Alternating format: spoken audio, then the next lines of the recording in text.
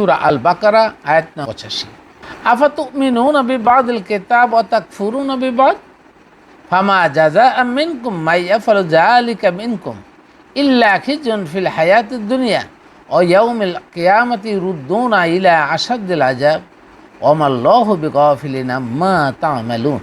তাহলে কি তোমরা কিতাবের কিছু অংশ এর উপরে ঈমান অর্থাৎ জ্ঞানযোগ বিশ্বাস আনছো এবং অংশকে অস্বীকার করছো?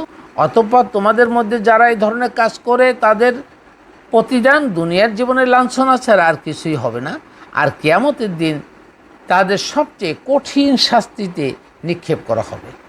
আর তোমাদের কৃতকর্ম সম্পর্কে আল্লাহ উদাসীন বা কম গুরুত্ব দেয়া সত্তা নন। মৌলিক শিক্ষা হলো, আয়াতটি কিতাবীদের সামনে রেখে বলা হলেও এর শিক্ষা কিন্তু সার্বজনীন। তাই আয়াতটির এ অংশে প্রশ্ন করার মাধ্যমে কোরআনের কিছু অংশের উপরে ঈমান আনা আর কিছু অংশের উপরে ঈমান না আনাকে বা অস্বীকার করাকে তীব্রভাবে নিষেধ করা হয়েছে। ঈমান হলো জ্ঞান যোগ বিশ্বাস, অর্থাৎ পরিপূর্ণ কোরআনের জ্ঞান অর্জন করতে হবে। আয়াতটির এই অংশে মহান আল্লাহ মানব জীবনের বড় দিকসমূহের মৌলিক জ্ঞানের কিছু শেখা এবং কিছু না শেখাকে নিষেধ করেছে, অর্থাৎ পুরো অংশে শিখতে হবে।